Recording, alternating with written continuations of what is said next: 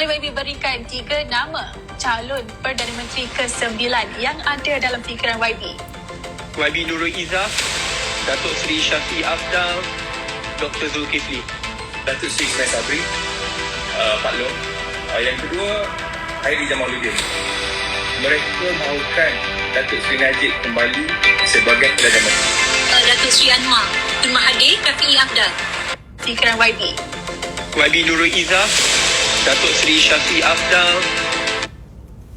Ya, Assalamualaikum warahmatullahi wabarakatuh buat semua pelayar Instagram Sinar Harian yang tengah tengok video. Saya merupakan wartawan Sinar Harian. Nama saya Nurul Ridwan Nur Ashar dan hari ini saya merupakan host untuk program Instagram Live pada hari ini. Jadi pada hari ini kita akan membincangkan satu topik yang masih tiada kesudahan, di mana tajuk dia adalah calon PM ke-9 masih samar. Jadi untuk membicarakan tentang calon PM ke-9 masih samar ini, kita akan bersama dengan tetamu jemputan kita, Datuk Seri Muhammad Shafie Apdal yang merupakan Presiden Warisan dan beliau juga merupakan bekas Ketua Menteri Sabah. Sedikit perkongsian buat anda semua. Warisan di mana sebelum ini merupakan parti yang memimpin Sabah telah ditumbangkan dalam pilihan raya negeri Sabah pada 26 September tahun lalu. Jadi pada hari ini kita akan bersama dengan Datuk Seri Shafie Apdal untuk mengupas di sebalik apa yang berlaku dan pada ketika ini untuk kita sama-sama berkongsi dengan anda semua. Jadi sekarang kita masih menunggu queue daripada Datuk Seri Shafie Apdal. Jadi kita amat berbesar hati kerana Datuk Seri Muhammad Shafie Apdal dapat bersama kita untuk luangkan. Okey, kita dah dapat. Assalamualaikum Datuk Seri. Waalaikumsalam warahmatullahi taala wabarakatuh. Alhamdulillah. Datuk Seri, macam mana Datuk Seri? Alhamdulillah, sehat walafiat, usia masih diberikan nafas, kesihatan diberikan oleh Allah Subhanahu Wa Taala. Alhamdulillah, bersyukur. Alhamdulillah, syukur. So Datuk Seri, hari ini saya Ridwan Datuk Seri, so akan lead hari ini. Jadi Datuk Seri, saya maklumkan bahawa tajuk kita pada hari ini adalah calon PM ke-9 masih samar. Jadi saya akan berbagai soalan untuk Datuk Seri. Mungkin ini juga akan menjadi penantian daripada kita punya view Instagram kita ni lah. Okey Datuk Seri, selepas boleh kita mula Datuk Seri? Boleh. Okey Datuk Seri, selepas Datuk Seri, kita sudah maklum bahawa Datuk Seri merupakan sebelum ni merupakan Ketua Menteri Sabah. Jadi selepas kuasa beralih arah kepada Perikatan Nasional khususnya dalam PRK sebelum ni. Jadi bagaimana cerita politik Datuk Seri ketika ini? Pertama Ridwan, alhamdulillah saya panjatkan kesyukuran kepada Allah Subhanahu Wa Taala di atas limpah kurnia, diberi kesihatan, dilanjutkan usia, kita dapat bersama-sama pada hari ini dalam Instagram Sinar Harian. Dan persoalan yang disebutkan tadi iaitu agak samar kedudukan siapa nak jadi calon Perdana Menteri. Sebenarnya saya tak minta pun dari segi apa yang berlaku, cuma ada kehendak setengah-setengah pihak mencalonkan nama saya di antara tokoh politik di negara ini yang disebutkan boleh memegang jawatan tersebut, ya. Dan banyak sebenarnya yang telah saya pun bertemu dengan rakan-rakan, termasuk Tun Musa Hitam pun sendiri di rumah kediaman dia bila ada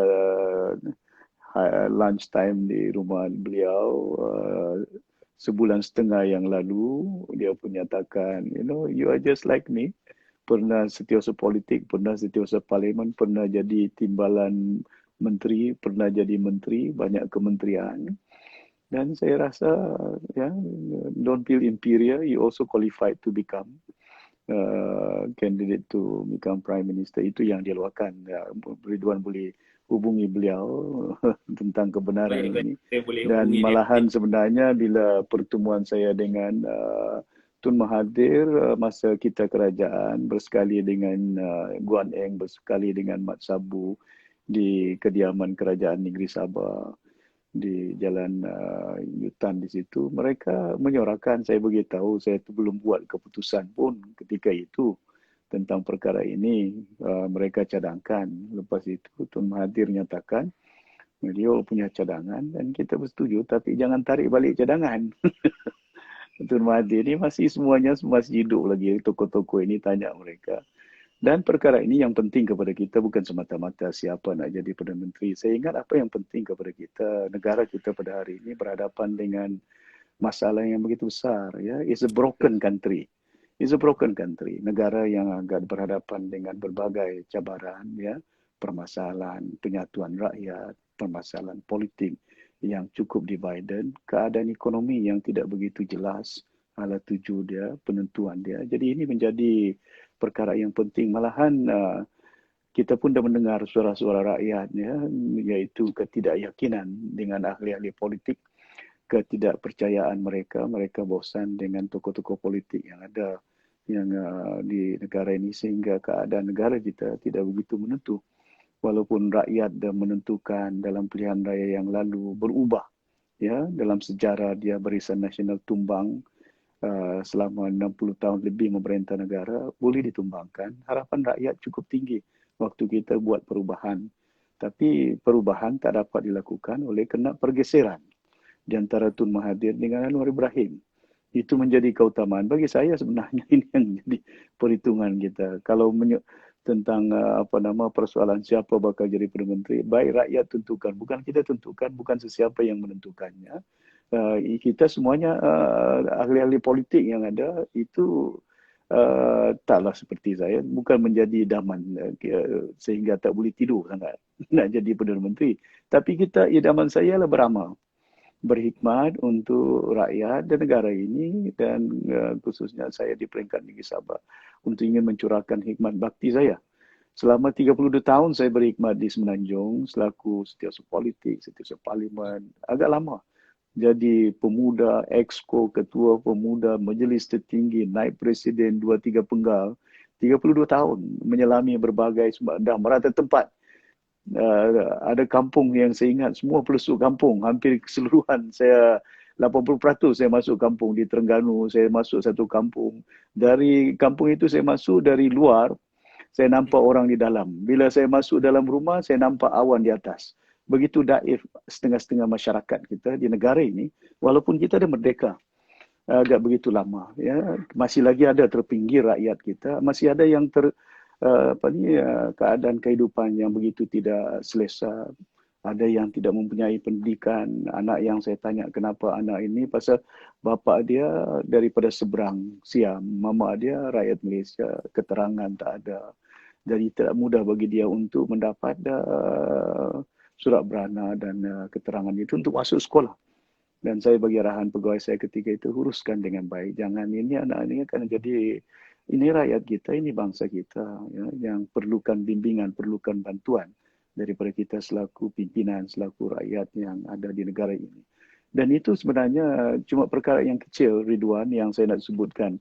Jadi persoalan tentang siapa bakal Perdana Menteri ini yang masih agak samar, ya. Sebenarnya kalau ditanya, Mungkin Dato', benda tu kita akan kupas selepas ni, tapi saya akan ada satu soalan sikit sebelum tu kita pergi ke soalan yang terus lah apa yang tajuk kita fokuskan hari ni. Jadi Dato', untuk sesi pertama ni, untuk saya, mungkin kita boleh recap balik kembali waktu perjalanan PRN sebelum ni. Waktu pengumuman di mana pada tarikh tanggal 26 September 2020, di mana ketika itu di SPR mengumumkan bahawa Warisan gagal untuk mempertahankan kedudukan selaku kerajaan negeri. Jadi pada malam tu Datuk Seri di rumah di Kota Kinabalu, rumah Datuk Seri, dan ketika itu wartawan ada dan tiada sidang media dan tiada apa-apa. Jadi boleh tak Datuk kongsikan kepada semua, pada pelayar-pelayar Sinar Harian hari ini, apa yang berlaku di dalam rumah tu pada hari tu, Datuk Seri?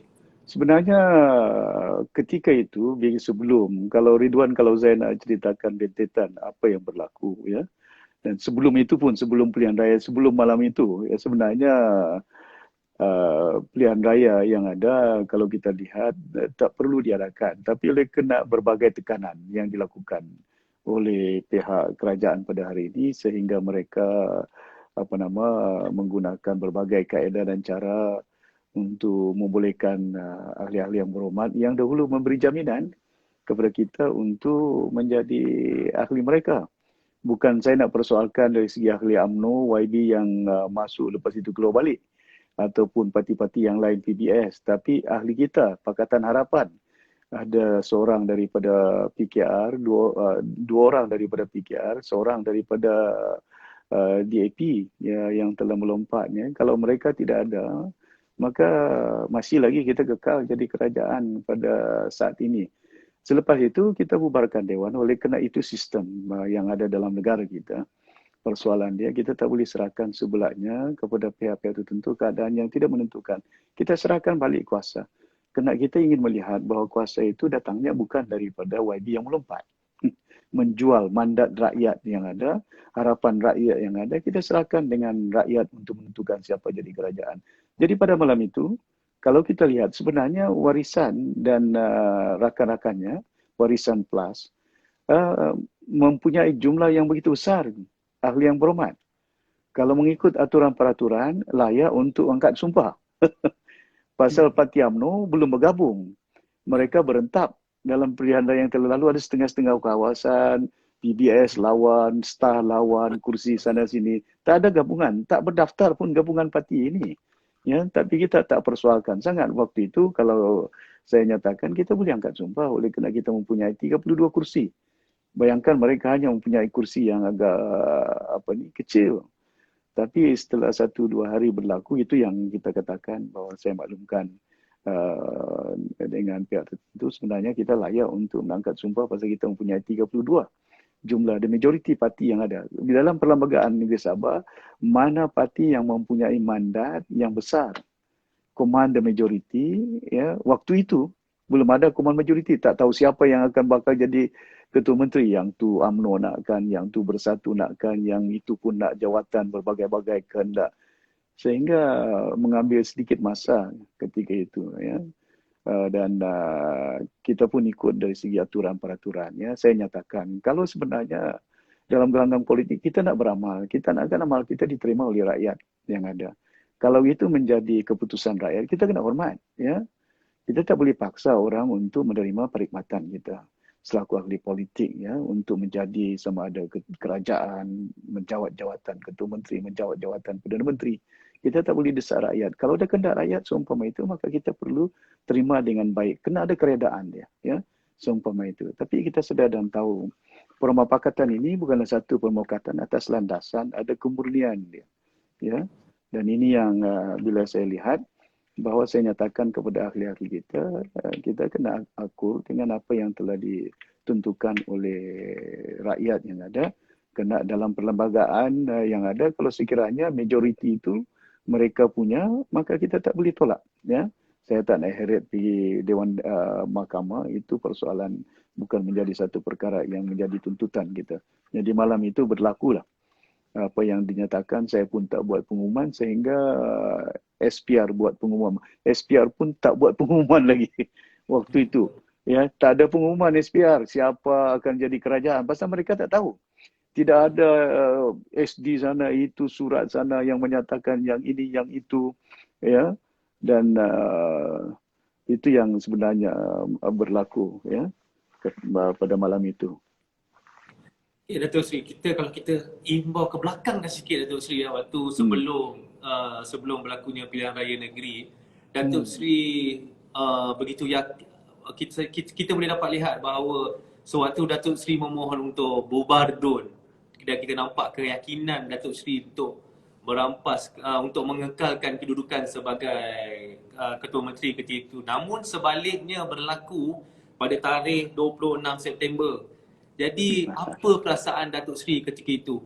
Di mana waktu awal-awal tu kita dapat lihat keyakinan Datuk Seri, tapi akhirnya keyakinan itu tidak, orang kata apa, tidak muncul untuk Datuk Seri kembali sebagai Ketua Menteri Sabah pada ketika itu. Jadi mungkin Datuk Seri boleh kongsikan perasaan ketika itu sebenarnya. Banyak faktor yang telah menyumbang ke arah sehingga kita tidak mampu untuk meraih kemenangan dalam pilihan raya yang telah lalu. Ya. Banyak perkara yang mereka telah lakukan. Ya. Contohnya kegunaan kewangan yang begitu besar. Saya tidak pernah dah lama dalam politik di negara ini, malahan di Sabah. Saya berhadapan dengan hampir 5-6 orang bekas Ketua Menteri Sabah. Ya. Dari Yong Teck Lee, Chong Kiat, Musa, Aman, semuanya. Ya. Di samping itu kerajaan persekutuan dengan bala tenteranya berminggu-minggu berada di situ. Ya. Dan saya terpaksa bergelut dengan keadaan kemulut persaingan itu. Selepas itu rakan-rakan kongsi saya yang menjadi Pakatan Harapan, ya, DAP adalah bantu. PKR cuma satu hari je Anwar Ibrahim turun, tapi kursi dia minta banyak. Dan lepas itu kita dapat dia pun buat pengumuman satu malam itu, hari pertama I have formidable number. Dan semua kena balik ke Semenanjung, pimpinan PKR, dan saya terpaksa membantu calon-calon PKR di peringkat Negeri Sabah pun. Bukan hanya dari segi tenaga, keuangan, untuk membolehkan mereka meraih kejayaan. Ya. Tapi malangnya daripada kursi yang kita bagi, persepakatannya cuma 2 saja boleh menang. Ya. Yang lain tu DAP, sebahagian pemimpin berada di situ. Guan Eng, Alhamdulillah kita menang atas tiket warisan hampir 6 kursi yang ada di situ. Begitu juga parti rakan saya, APCO, yang kursinya agak banyak, begitu banyak, hanya mendapat 1 kursi saja. Ya, jadi itu di antara perkara faktor yang telah memberi, dan berbagai. Pertama dari segi keuangannya, bila saya melihat cukup banyak duit yang diturunkan ke bawah. Dan saya bukan menggunakan duit. Kita bukan banyak duit nak belanja untuk seorang pengundi. Ada setengah-setengah kawasan tu. Ada yang dapat sampai 3,000 seorang. Ada yang dapat sampai 5,000. Saya beritahu banyak tu. Saya tak apalah. Saya tak boleh buat apa. Saya Datuk Seri, ini dalam itu you punya kuasa, bukan kuasa saya. Saya sama dengan tuan-tuan mempunyai hak satu undi, satu. Tidak ada beza nilai undi you dengan undi saya, dengan undi mana-mana pihak. Ya, sama ada yang kaya, yang sama berpangkat, tak berpangkat, undi serata bagi rakyat Malaysia. Dan berbagai cabaran sehingga mereka juga menggunakan PTI lah, isu pelarian lah, itulah warisan menjadi friendly. Ya, dan setengah-setengah pihak itu tertarik dengan propaganda yang digunakan oleh parti lawan. Ya. Banyak yang di situ saya nampak dalam video pun mereka nyatakan. Lepas itu nyatakan kalau kita tak kerjasama dengan kerajaan Kuala Lumpur, maka negeri Sabah akan mundur. 60 tahun lebih negeri Sabah bekerjasama di bawah BN. Masih lagi dalam keadaan begitu daif. Ya. Sekolah yang terbesar, terbanyak jumlahnya yang begitu daif. Lebih daripada 700 sebuah sekolah. 500 sebuah sekolah di Sarawak, di Sabah, jalan raya, bekalan air, bekalan ini. Tapi malangnya saya nyatakan bahawa mereka juga menggunakan berbagai parti. Tak pernah kita lalui banyak parti, ya, daripada Bersatu, daripada PBS, daripada Star, daripada Parti Cinta Sabah, hampir 7 parti yang kita berhadapan. Tapi Alhamdulillah dalam keadaan itu pun, Ridwan, saya boleh nyatakan, saya dah melihat dari segi banyak pilihan raya. Dalam keadaan yang berlaku pun, kita masih dapat meraih 32 kursi dan jumlah peratusan pengundi. Walaupun kursi mereka bergabung, dari segi jumlah pengundi, kita dapat undi yang banyak. Popularity vote still di bawah warisan. Ya, kita meraih, maknanya sebagai besar rakyat. Jadi kita tak boleh nyatakan bahawa kita kalah teruk dalam pilihan raya telah lalu. Kita ditolak oleh rakyat Malaysia di Sabah. Tak sebenarnya. Kalau dilihat, kita mendapat sokongan yang begitu besar dari segi popularity vote. Di setengah kawasan, majoriti kita itu cukup besar. Ya. Okay, Datuk Seri, waktu kita boleh lihat balik penggal kira selepas PRU 14 pada tarikh 9 Mei sehingga dalam kira boleh cakap sepanjang PRU 14 itulah berlaku pelbagai peristiwa yang kita boleh katakan yang pertama dan menjadi sejarah baru buat rakyat Malaysia, di mana selepas 22 bulan kita dapat lihat kerajaan bertukar tangan. Perdana Menteri ke-7 ketika itu Tun Dr. Mahathir Mohamad melepaskan jawatan pada tarikh 24 Februari tahun sudah 2020, dan kemudiannya digantikan oleh Tan Sri Muhyiddin Yassin yang merupakan sahabat, kita boleh cakap sahabat perjuangan Datuk Seri ketika bersama keluar daripada UMNO menentang warna MPB. Sebelum ni kita boleh dekat, saya pun follow isu tu daripada buat news-news semua tu. Jadi kita tahu Datuk Seri dengan Tan Sri Muhyiddin Yassin begitu rapat, sejalan, satu jalan orang cakap. Tetapi pada peristiwa awal tahun 2020 menyaksikan berlakunya perubahan kuasa sehingga Bersatu keluar daripada Pakatan Harapan dan membentuk kerajaan baru di bawah nama Perikatan Nasional, bergabung bersama dengan UMNO ketika itu dan juga PAS. Jadi secara peribadinya, apa yang Datuk Seri merasakan terhadap tindakan rakan seperjuangan Datuk Seri ketika keluar bersama UMNO sebelum ni? Pertama, masa sejarah dia dalam UMNO, kita melihat bahawa perjalanan pentadbiran ketika itu agak terpesong dari segi landasan yang sepatutnya, dan kita menegur. Saya menegur dalam ketertiban dia ada, ya, di mesyuarat kabinet, dalam bilik tertutup, ya, dan dengan sahabat saya Datuk Seri Najib, ya. Dan ini rakan-rakan saya, masih rakan-rakan saya, saya tak ada musuh sebenarnya. Saya masih menganggap mereka ni sahabat, rakan kita sebagai umat Islam. Ya, ini gelanggang politik kita letak atas landasan lain, tapi ini rakan kita. Ya, kita merupakan di antara umat yang salari dari segi umat Islam yang ada. Kalau dari segi amalan kita tak, tapi ini sebagai dalam gelanggang politik ada perbezaan pahaman dia, cara-cara yang perlu kita. Lepas itu kita nyatakan, dan saya diambil tindakan, begitu juga dengan Tan Sri ambil tindakan. Lepas itu kita nyatakan, dan sampai ketika bukan pun kita dibawa dalam jawatan kuasa disiplin parti, tak di soal siasat, apa sebab penyebab, ya. Tapi saya tahu dalam keputusan Majlis Tinggi waktu itu saya umrah. Saya terima mesej di dalam masjid di Madinah, Masjid Rasulullah di Madinah di situ. Saya terima mesej. Mahyudin Mukriz pecat, lepas tu saya kena gantung 5 minit lepas tu. Mesej ni daripada dalam Majlis Tertinggi UMNO, mesej Datuk Seri dah pun dikeluarkan dari pimpinan. Saya berdoa, saya sebaik sunat. Lepas itu saya berdoa dekat makam Rasulullah, ya Allah ya Tuhan, ya, bagilah petunjuk jalan-jalan hidinas siratal mustaqim. Bukan mudah bagi kita dalam keadaan yang ada pada hari ini, dan kita minta petunjuk kepada Allah SWT. Sekembali saya daripada umrah itu, saya balik, saya ke Sempurna. Lepas itu saya umumkan bagaimana usaha kita untuk memastikan supaya perubahan itu dapat kita lakukan. Banyak yang tidak yakin ketika itu, malahan di kawasan saya sendiri pun, ya, bahagian-bahagian sepupu saya, rakan-rakan saya yang tak mengikuti perjuangan itu. Tapi saya bincang dengan Tun Mahathir, saya bincang dengan rakan saya Tan Sri Mahyudin, dan sampai ketika dia saya beritahu kita kena buat landasan. Dan itu bukan sebuah parti. Saya terlibat dalam penubuhan asal Parti Bersatu. Tun dia nakkan warna merah, bunga raya. Warna itu mesti saya tahu. Kita bincang the constitutional. Lepas tu kita bincang di Titi Gajah, di Yellowstar.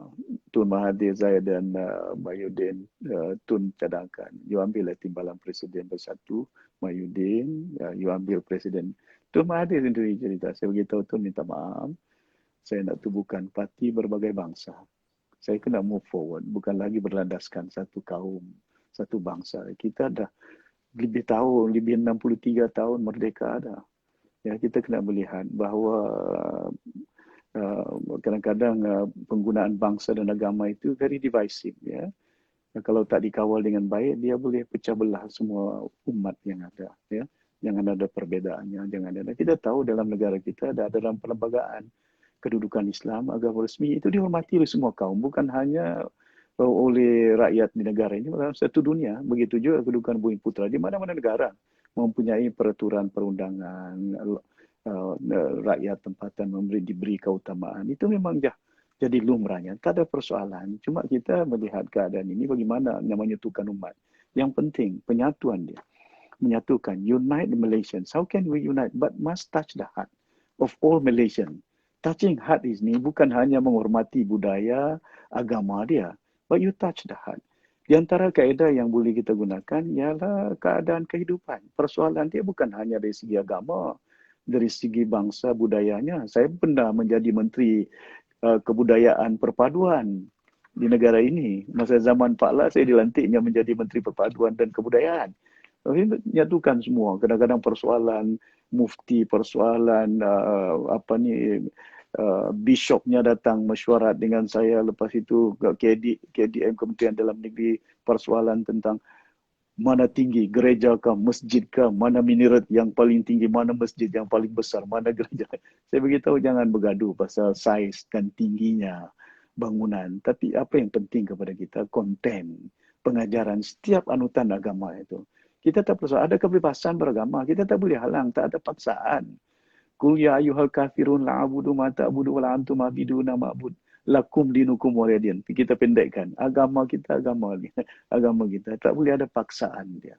Jadi itu hukum yang kita harus faham. Sedang turun firman Allah Subhanahu Wa Taala ayat Al-Quran itu menjadi panduan kepada kita. Jangan ada paksaan. Mesti ada keredaan. Dari segi itu. Jadi ini sebenarnya bila saya melihat rentetan politik yang berlaku. Kita keluar daripada UMNO dan kita buat landasan. Dan harapan kita ialah rakyat meletakkan harapan begitu tinggi. Dan Tun Mahathir mengapalai kita dalam landasan perjuangan merata tempat dalam usia yang begitu lanjut.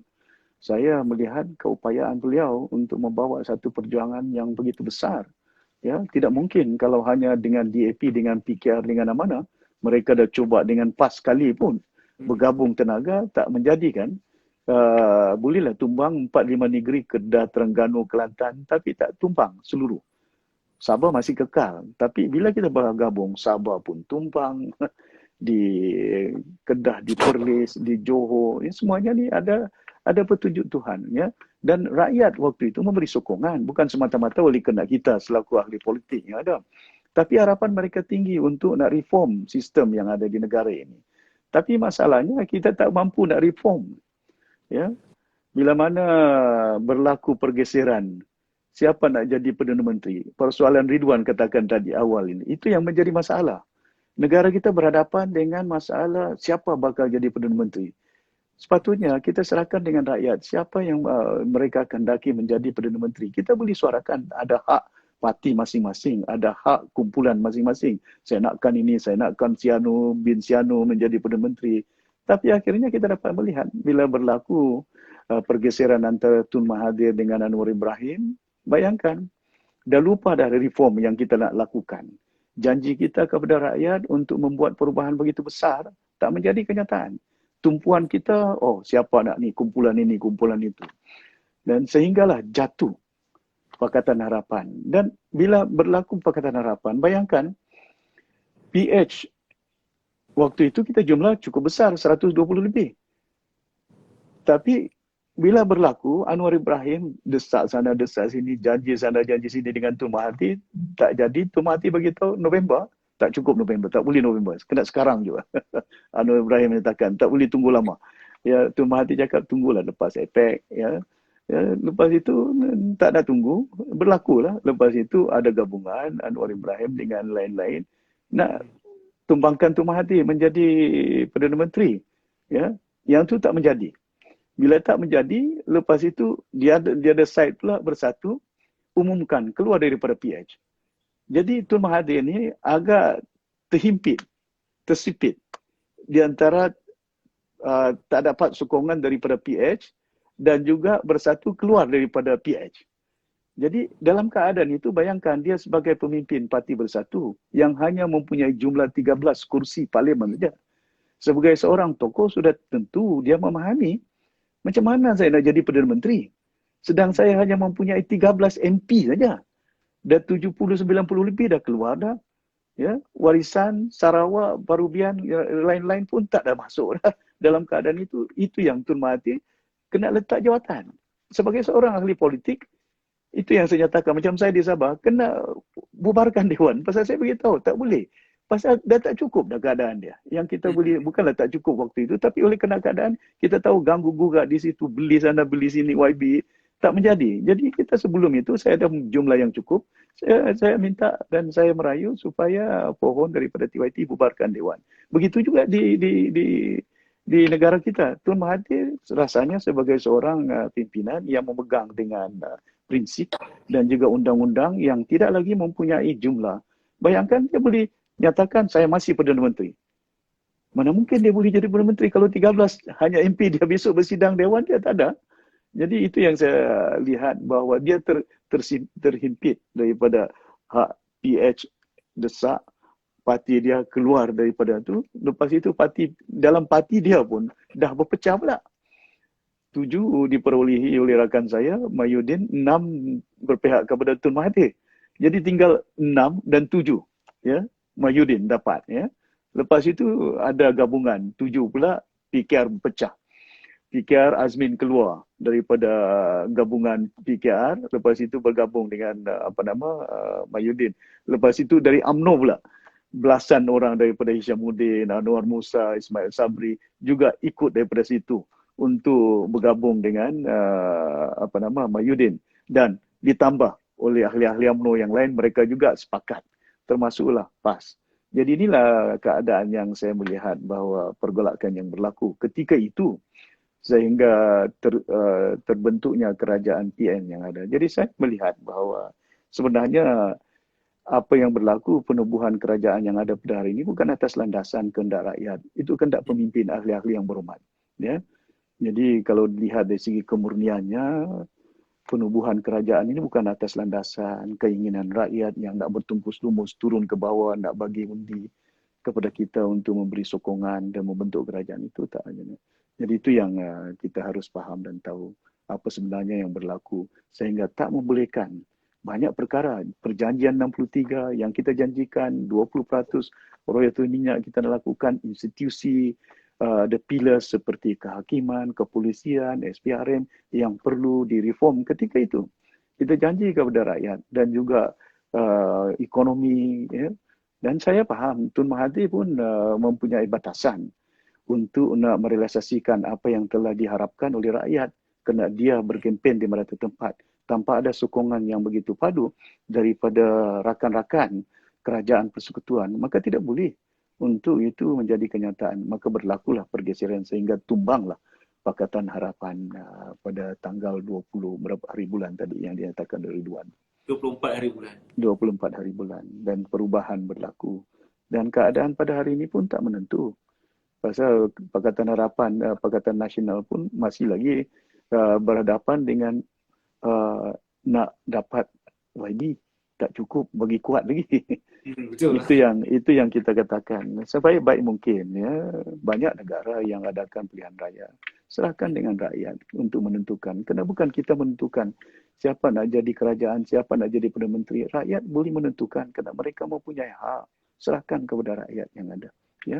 Saya ingat dalam keadaan vaksin tak ada, dalam keadaan yang kita lihat bahawa tak ada penyatuan rakyat yang tidak begitu menentu, ya, keyakinan pelabur yang kita pada saat ini tidak begitu jelas, ya, dan kita kena akui fakta ini. Kita tak boleh orang bilang denial syndrome. Kalau kita deny, kenapa kita adakan darurat? Kalau kita tak akui, kalau keadaannya stabil, rakyat ini cukup baik, bukan hanya oleh kena COVID-nya, tapi ekonominya, politiknya, darurat pula ada. Kalau hanya kita gunakan, banyak negara yang tak guna darurat pun, cuma bergantung dengan vaksin yang ada. Gunakan pendekatan, contohnya, di peringkat negeri Sabah, hari ini kita boleh atasi. Di kawasan saya sendiri, kita bekerjasama dengan pihak berkuasa di situ, contohnya pegawai medical. Dan dahulu dia beratus di Sempurna. Hari ini dah kawasan green area dah di Sempurna. 01, 01 kadang-kadang, ya, jumlah dia. Pasal kita buat testing, saya nasihatkan, saya kerjasama. di kawasan-kawasan ini saya beritahu buat testing ya. Di mana kawasan you lockdown, saya bagi bantuan makanan supaya permudahkan rakyat ini. Dan insyaAllah kalau sistem itu kita ada dan kita boleh bersama dengan rakyat dan kita selaku kerajaan dan agensi bersama, jangan fikirkan saya menjadi pembangkang di kawasan peringkat negeri tapi saya menjadi wakil rakyat di kawasan ini, kita kerjasama. Bukan pasal saya, tapi pasal rakyat yang memerlukan bantuan. You tak ada cara untuk membawa masyarakat ini secara ramai. Saya boleh bawa selaku pimpinan mereka untuk bersama-sama kita adakan kuarantin. Kita kuarantin mereka. Lockdown mereka, lockdown. Saya nasihatkan jangan buat demonstrasi. Jangan buat, ada sekali di Lahad Datu tu. Ada sedikit, tapi saya beritahu jangan. Ya. Okay, Dato' Sri, waktu kita dapat tahu sekarang ni Tan Sri Muhyiddin merupakan lawan politik Dato' Sri. Adakah Dato' Sri rasa dikhianati Tan Sri Muhyiddin macam Dato' Sri cakap tadi, Dato' Sri dengan Dato' Sri Tun dengan Tan Sri sendiri berbincang untuk bagaimana logo bersatu, warna bersatu. Tapi in the end Tan Sri memilih haluan yang berbeza. Jadi adakah Tan Sri merasakan kecewa ke, dikhianati ke, bagaimana perasaan tu? Saya tak boleh sebutkan dikhianati tidak. Sebenarnya kita dah sepakat dah daripada awal ya. Contohnya saya dengan rakan saya Mahyudin, ya masih rakan saya, treat everybody is like my brother. Saya hormat Tun Mahathir sebagai seorang tokoh yang banyak berjasa di negara ini. Kita tak boleh nafikan ya. Dalam keadaan negara kita yang dahulu daif dibawanya sebagai seorang pimpinan. Lepas itu kita sepakat bila membentuk satu gabungan, saya nyatakan bersatu janganlah masuk ke Sabah. Saya tahu apa kesan dia bila masuk ke Sabah. Saya bagi pandangan dengan Mahyudin, saya bagi pandangan dengan Tun Mahathir. Tapi bersatu masuk ke Sabah. Saya maklumkan berapa jumlah yang ada di situ yang kita nakkan. Rakyat akan berpecah dengan banyak-banyak parti ini sangat. Ya, pilihan dia. Tak apalah kita boleh hadapi pilihan raya 5 corner fight ke 7 corner fight. Tapi dah ada UMNO di situ. Dah ada, kita katakan PKR di situ. Dah ada warisan di situ. Alhamdulillah. Sebenarnya waktu itu tanpa ada bersatu pun bertanding, kita menang begitu besar. Ya. Dan saya waktu itu tak pelawar pun, tak bagi tawaran dengan APCO. APCO sendiri datang menyatakan bahawa Datuk Seri kami nak bentuk kerajaan bersama dengan Datuk Seri. Ya, menukar tambah jumlah, lepas itu saya beritahu. Ada apa-apa kan? Bukan kita nak bagi duit dengan dia. Tak ada tawaran apa pun. Saya tak ada duit nak bagi belanja, beli berjuta duit kepada mereka ni. Tak ada. Kita kena ada keredaan untuk mereka bekerjasama dengan kita. Kalau tak ada keredaan atas tekanan, atas paksaan, atas ni, tak ada, kita tak akan kekal. Okay, Dato' Sri, ada satu ketika waktu Tun Mahathir merupakan Perdana Menteri interim dan nama Datuk Seri dinamakan sebagai calon Perdana Menteri. Dan begitu juga dengan kalau kita imbas balik VT yang awal-awal Sinar Harian mainkan tadi, pemimpin pemuda antaranya Syed Saddiq dengan Marina Ibrahim memilih Datuk Seri untuk menjadi Perdana Menteri ke-9 untuk PRU nanti sekiranya memihak kepada Kerajaan Pakatan Harapan dan juga Warisan. Jadi apa komen Datuk Seri, perasaan Datuk Seri, masih ada lagi yang menamakan Datuk Seri untuk next candidate for Perdana Menteri? Perkara ini berlaku seperti yang saya nyatakan di kediaman resmi Kerajaan Negeri Sabah di Jalan Duta. Kita adakan mesyuarat. Saya pun tak tahu hari itu panggil mesyuarat. Tun ada di situ, saya ada di situ, Guan Eng ada di situ, Mat Sabu ada di situ. Ramai pimpinan itu dia, Lok, Chin Tong berada di kediaman Rumah Sabah. Dan Guan Eng dan Mat Sabu yang cadangkan ya untuk menamakan saya calon. Itu parti DAP, parti amanah ya yang mewakili PH. Tapi Tun Mahathir begitu dia mengambil sedikit 2 minit, saya ingat berapa minit dia cakap, okey kalau ini keputusan dan saya minta jangan, Tun Mahathir cakap jangan you tarik balik cadangan you dan keputusan kita. Lepas itu dia Tun Mahathir begitu, Syafiee you jangan tolak. Saya beritahu Tun saya belum buat keputusan pasal ni saya tak tahu. Saya tak tahu bahawa ini satu perkara yang kita bincangkan pada hari ini. Selepas itu Tun, jangan. You are our candidate. Lepas itu timbullah suara-suara daripada generasi muda. Syed Saddiq dengan lantangnya, malahan daripada DAP sampai sekarang pun ada ahli-ahli DAP, PKR members pun ada. Cuma mereka ni agak bimbang nak menyuarakannya. Bila bertemu dengan saya, you are the right choice, Dan ini disuarakan mereka, bukan kehendak saya. Ya, I'm not obsessed to become, Tapi saya lihat bahawa kalau ininya merupakan satu cadangan, tak jadi masalah dengan saya beritahu. Kena dan 63 tahun negara kita merdeka. Tak ada seorang pun pimpinan daripada pantai timur Malaysia, dari Sabah dan Sarawak. Jangan cerita nak jadi timbalan Perdana Menteri, tidak ada pun. Bukanlah mereka tak ada, tak semestinya saya, mungkin dari Sarawak, ada lagi layak, tak ada masalah. Kalau itu menjadi adunan perubahan, reform sistem yang ada, gelombang ataupun udara bertiup dari Sabah dan Sarawak untuk menginginkan perubahan di negara kita, melihat takkanlah selama ini pimpinan negara hanya berada sama ada di Kedah, sama ada di Johor, sama ada di Penang, sama ada di Pahang. Kali ini takkanlah tak boleh daripada Sarawak ataupun Sabah, bukan hanya nak mencoba, mungkin ada di antara mereka yang jauh layak daripada saya, Tapi kalau disuarakan seperti apa yang dinyatakan oleh Tun bila saya bincang, okey Tun, since Tun nakkan sangat, saya tak jadi masalah dengan saya.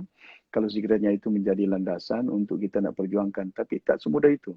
Tapi bila sekembali tak sampai 1 minggu, yang mencadangkannya Guan Eng, yang mencadangkannya Mat Sabu, lepas itu berubah pula. Pasal apa berubah? Anwar Ibrahim. Oh, dia cakap kita dalam mesyuarat PH. Jadi pada Datuk Seri sendirilah, siapa sebenarnya calon Perdana Menteri selepas ini? Secara peribadi mungkin Datuk Seri boleh kongsi. Macam awal-awal saya dapat lihat Datuk Seri asyik mengeluarkan bahawa Tun masih layak untuk jadi Perdana Menteri. Jadi itu pada dahulu. Datuk Seri sendiri, Saya dah nyatakan dengan Tun, saya pun dah suarakan bahawa rakyat di negara ini harus melihat we go beyond Anwar Ibrahim, we go beyond Tun Mahathir, sampai ketika kita buat satu landasan. Itu yang saya katakan. Pada tahun lalu, saya dah nyatakan tahun 2020, dalam mesyuarat dihadiri oleh Tun Mahathir, Anwar Ibrahim, Guan Eng, mesyuarat PH, plus warisan. Waktu itu saya nyatakan, hari ini saya tak akan bersama lagi dengan PH. Tapi kita selaku parti pembangkang, kalau ada kepentingan rakyat, kepentingan negara kita, saya akan bersama. Belanjawan ke, isu-isu tertentu tentang keselamatan, tentang ekonomi, tentang pendidikan. Kalau ianya berlandaskan dengan kebaikan, maka saya sokong. Kalau tak, saya tak akan sokong. Itu pendirian kita. Jadi sebenarnya persoalan layak tak layak ini, kalau sekiranya kehendak rakyat di negara ini nakkan untuk kita menerajui kepimpinan, mengapa tidak? Maka dengan itu, kita telah putuskan untuk kita juga menyebarkan sayap warisan ke Tanah Semenanjung. Dan Alhamdulillah hari ini kita dah bincang dengan mudah dan bagaimana, dan saya telah bertemu dengan beberapa pimpinan orang-orang muda dan daripada muda Syed Siddiq dengan rakan-rakan dia untuk melihat bagaimana landasan ini dapat kita matangkan. Di antara mereka tokoh-tokoh muda yang 30-an usia, 40-an, tak sampai 40 pun. Ada lawyer, ada doktor, ada so many PhD holder. Yang saya lihat mereka ni tokoh-tokoh muda yang boleh membuat perubahan di negara kita. Kebiasaan dia dalam tamadun manusia. Perubahan banyak dilakukan oleh generasi anak-anak muda. Jadi pada hari ini saya ingat boleh kalau kita nak ubah untuk kebaikan negara ini, mengapa tidak? Kalau itu menjadi pilihan rakyat di negara ini. Kerana saya tahu bahawa rakyat keliru siapa nak jadi, siapa nak pilih. Jadi landasan dia, landasan pilihan raya. Kita nak katakan dia nak jadi, dia nak jadi, besok kala susah. Jumlah tak cukup, ada faktor. Atau kalau kita nak, sebenarnya saya banyak lagi nak tanya soalan dekat Datuk Seri sebab bukan senang kita nak buat live Datuk Seri. Tanya je. Tapi sebagai memandangkan masa tidak mencukupi, saya ada satu soalan terakhir Datuk Seri. Tanya. Memandangkan PRU untuk mungkin dalam tempoh waktu terdekat dan juga UMNO memutuskan untuk tidak lagi bersama dengan Perikatan Nasional. Perikatan Nasional. Jadi adakah ada peluang untuk Warisan dan UMNO Sabah bekerjasama dalam mendepani PRU 15 nanti, Datuk Seri? Adakah ada ke arah itu ke bagaimana?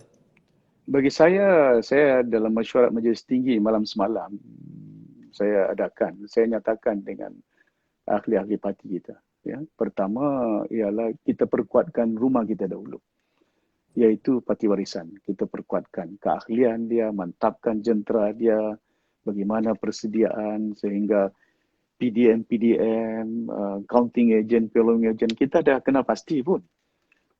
Lepas itu persediaan ini untuk membolehkan supaya tak ada artinya siapa kita nak bergabung kalau sekiranya rumah kita masih usang, rumah kita masih dalam keadaan yang tidak menentu. Bayangkan hari ini PKR pun berhadapan dengan ahli dia keluar dari Sarawak, keluar dari Sabah, dan keadaan yang tak menentu, ya. Dan kita nakkan supaya perkuatkan, walaupun kita berhadapan dengan berbagai cabaran, ada YB kita yang melompat, tapi alhamdulillah setakat itu. Dan kita berusaha perkuatkan walaupun berbagai rintangan, cabaran. Bagi kita akan lihat dalam keadaan-keadaan di masa akan datang, untuk kepentingan rakyat, untuk kepentingan negara Malaysia, itu menjadi keutamaan kepada kita. Bukan persoalan, oh you give me the SD, kita kerjasama. Kita bagi jawatan menteri sana, menteri sini, itu menteri. Bukan itu jadi perhitungan dia. Ridwan is about the country, is about the people. Yes, exactly. Jadi kita kena pasti halat tuju mana yang kita nakkan. Pasal saya tak mau nanti besok, oh kita kerjasama dengan parti ni, pasal dia bagi kita jawatan itu. Kita kerjasama dengan parti ni, pasal dia bagi projek itu. Tak. That is not the... Ya. Saya tahu contohnya di negara ini, rakyat cukup dahaga perubahan. Dari segi bukan hanya persediaan mengatasi masalah COVID, ekonomi yang ada di negara ini cukup membimbangkan kita. Saya cukup bimbang sebagai ahli ekonomi yang ada. Bayangkan pendapatan hasil kita dianggarkan 200 bilion. Saya tak jangka dia akan boleh mencapai 200 bilion. Biasa dia income tax cukai yang kita dapat hanya dalam lingkungan 100 bilion, 140 bilion saja. Dengan harga tak menentu komoditi dan lain-lain, pasarannya tak begitu menentu.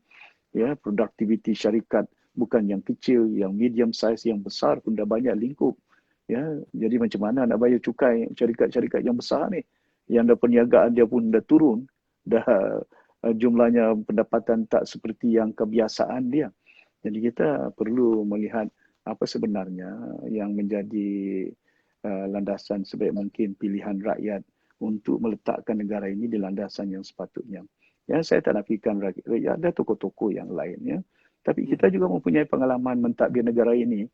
Saya juga pernah berkhidmat dah 35 tahun, 32 tahun di Semenanjung. Ya. Bukan jangka masa yang pendek, hampir separuh daripada usia saya berada di Semenanjung.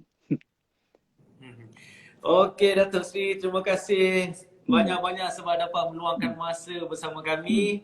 Jadi apa yang sedikit sebanyak saya dapat ucapkan selamat maju jaya untuk kerjaya politik untuk Datuk Seri, dan mungkin tidak lama lagi kita akan menyambut Ramadan. Mungkin ada kata-kata Datuk Seri untuk para penonton Sinar Harian sebelum Ramadan yang bakal tiba pada Selasa nanti, Datuk Seri. Mudah-mudahan kita dipanjangkan usia, dilanjutkan kesihatan kita untuk kita dapat mengabdikan diri kita kepada Allah SWT, menunaikan ibadat puasa ini. Ini sebahagian daripada rukun yang diwajibkan kepada umat, dan ini Rasulullah selalu peringatkan kepada kita menunaikan ibadat-ibadat seumpama ini. Jadi saya berharap kepada umat Islam, mudah-mudahan perjalanan kehidupan kita untuk menunaikan seperti janji kita dalam setiap waktu, inna salati wa nusuki wa mahyaya wa mati lillahi rabbil alamin. Apa yang kita lakukan lillahi rabbil alamin. Rasulullah yang hari ini dah 1400 lebih tahun meninggalkan keadaan ini kepada kita, dan kita jangan lupa itu. Kita menunaikan sebaik mungkin ibadat ini, dan saya berdoa kepada semua, kepada Allah SWT sebagai umat Islam, bukan hanya di negara kita, di dunia, ya. Sebenarnya Ridwan, saya tahun ini menjadi niat saya untuk nak menunaikan umrah. Ya, itu menjadi niat saya. Dah nak berumrah, tapi keadaan yang kemungkinan kalau dibolehkan saya akan berumrah ini. InsyaAllah Datuk Seri, kita pun akan dapat nanti Datuk Seri, insyaAllah. Mudah-mudahan. Jadi saya selamat berpuasa kepada semua. Okay, Datuk Seri, Selamat sekali berpuasa lagi terima kepada kasih semua. saya ucapkan Datuk Seri. Okay, kepada semua pelayar Sinar Harian, saya mengucapkan ribuan terima kasih kerana dapat bersiaran bersama kami. Jadi itu saja daripada saya, dan Terima kasih. saya ucapkan Assalamualaikum warahmatullahi wabarakatuh. Waalaikumsalam Ridwan. Terima kasih banyak Ridwan. Selamat Datuk Seri. berpuasa. Selamat berpuasa. Selamat puasa.